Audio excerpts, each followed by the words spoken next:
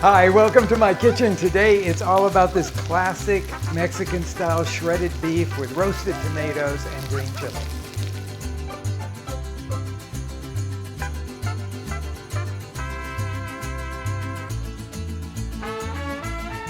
To make a delicious Mexican style shredded beef that you can use in lots of different places, you have a lot of different options when it comes to the cuts of beef that you can start with.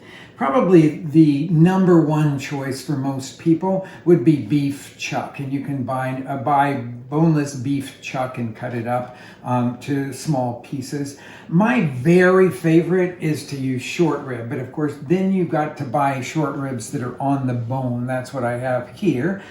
There are some other choices like flank steak or brisket, but that's going to give you a more textured shredded beef and not one with the lusciousness that I really am looking for in it. So I'm going to take you through using the short rib because I like it so much.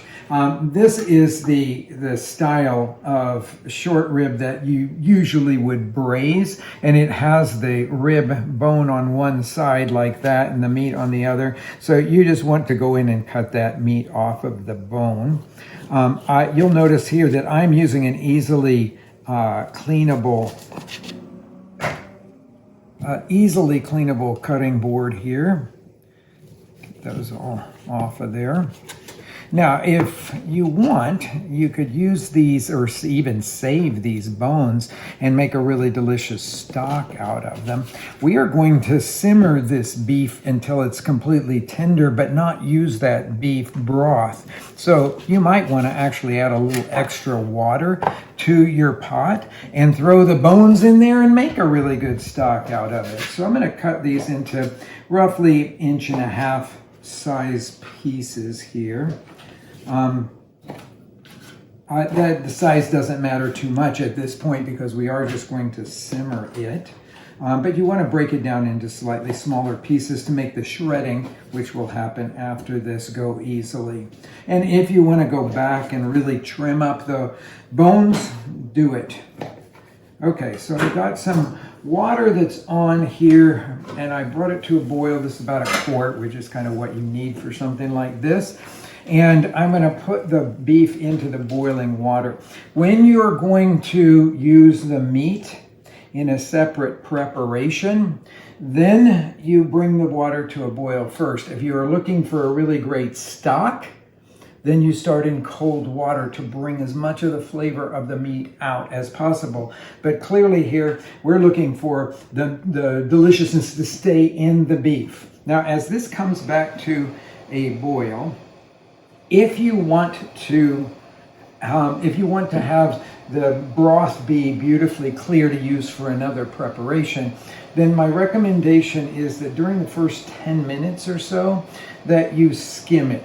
There will be a kind of grayish foam that comes to the top, so skim it during that first few minutes of the boiling or simmering, and it will clarify a lot of the broth here.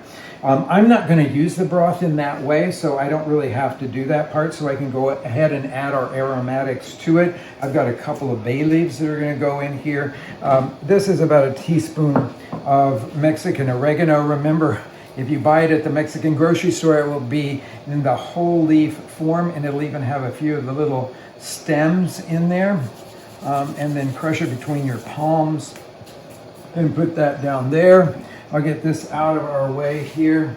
And then I'm going to grab another knife here and cut up the onion. So I have a medium-sized onion here that I'm going to use in 2 different preparations. One to flavor the broth or the meat as it is simmering away. And so I'm going to put half of it sliced now into the pot.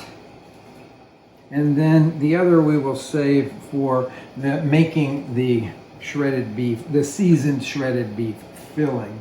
I've got a couple of garlic cloves. When I'm putting them into brothy seasoning liquid here, I always cut them in half just so that they can release more of their flavor. And then as this comes to a simmer, I'll put the lid back on this, but I'm going to leave it slightly askew so that a little bit of moisture can evaporate, but most of it will condense on the lid and drop right back down. Now, I didn't do one thing that's really critical here, and that's to season it with salt. So I'll go back in here. I like to season it not super heavy at this point because I will want to use this broth for something else. So I'm going to put about a teaspoon of salt into this mixture here. It's coming to the simmer now. Put the top back on, but slightly askew. I'm going to turn it down to kind of medium low. I'll just keep an eye on it, and I want it to bubble gently. I don't want to be boiling hard because that will produce a really weird texture in the meat and not a good broth. So very gentle simmer. It'll take between an hour and a half. I always allow an hour and a half for these to cook because I want to make sure that the meat is completely fall apart tender before we go on to the next stage. The beef is super tender, and now I've let it cool down in the broth. It's still a little bit warm, but you want to be sure that it can just be pull apart tender. One thing that you really need to think about here is if you want the juiciest shredded beef mixture, then you're going to want to let it cool completely in the broth because that was where the place that it will reabsorb a whole lot of that moisture. I recommend it very highly. Okay, that goes in there. And then we'll pull out these pieces and start shredding them. As I said, you could do it with your hands. A lot of people prefer to use two forks kind of held back to back like that and pull it into nice shreds. You want them to be fairly small, but you don't have to be too meticulous with that. If you're doing it with your fingers, then I like to rub it between my fingers. So I'm sort of flattening it out like that to pull the shreds apart. So I'm going to go through all of this and I'm going to dry it nicely on paper towels so that I can get it a little bit browned. I have to work through all of this beef before we continue on with that. The other half of that onion I'm going to slice up because we want to brown the onion to add beautiful flavor to this shredded beef. I've got a little fat here. It's a little more than just a little. You can use oil in it, or I'm using the fresh rendered pork lard here in this. But you actually have to put a fair amount of it in here because we're going to first brown the onion and then we're going to add all the meat to the pan, and we have to have enough fat to brown it. Otherwise, it will come out not being as delicious, as robust in flavor as what I want it to be. But first, I got to get these onions pretty brown before I add the meat to them, just so that they're nicely cooked and bring out all the sweetness in them. Okay, so we've got that nicely browned there. So I'm going to pick up the meat that I've dried off here on a paper towel and put that into the skillet. The onion will continue to brown a little bit as we brown the meat here. So kind of keep it moving in the pan. I'm working over a medium-high fire. Now while this is browning over here, I'm going to prepare the other 2 cloves of garlic and the chili. In traditional Mexican style, I'll just cut the tops off, split them in half, and I'm going to use them seeds and all because I want their heat in here. If you don't want it to be so hot, then you could take the bacons and seeds out of it. I'm going to split each half in half again so that then I can start this chopping. I'm first going to chop crosswise here, and if you have sensitive hands, you may want to wear a pair of latex or other gloves. Once I get it like that, then I'll do the rock and chop back and forth to get it finely minced. I'm going to take just a little brief moment from this chopping here to go back and stir the beef again because it's starting to brown nicely, and I just want to make sure that I keep it moving enough that the browning can be even through the whole thing. a little bit more rocking and chopping. The one thing about doing a very fine mince like this on the green chili is that you'll get its flavor beautifully distributed through the whole thing, and people won't be chomping down on big pieces of green chili. I'm going to do something similar with the garlic.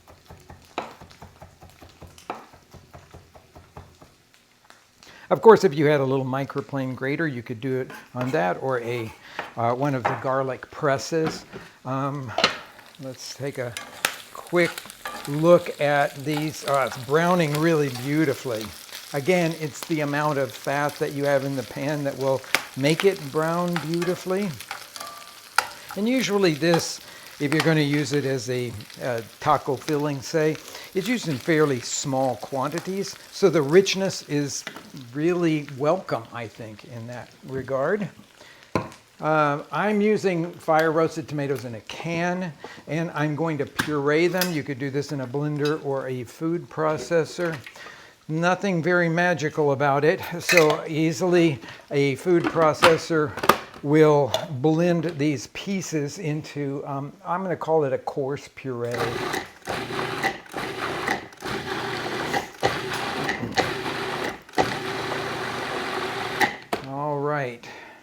All right, we've got what we would call our mise en place. Everything has been prepared now. The beef is beautifully browned.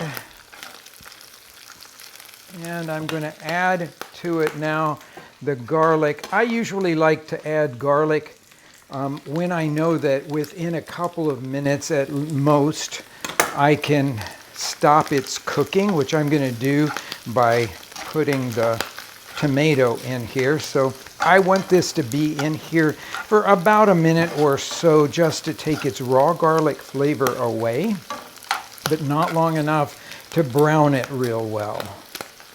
I'm going to say that that's just about ready because I can smell it so well here. Our tomato mixture will go in.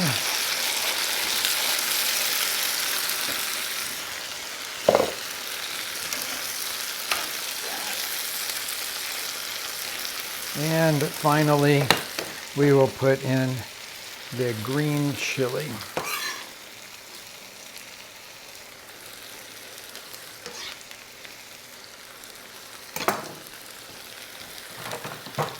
Now this I will allow to cook until we have reduced a fair amount of the tomato mixture here, and it looks the consistency of something you'd want to scoop into a tortilla.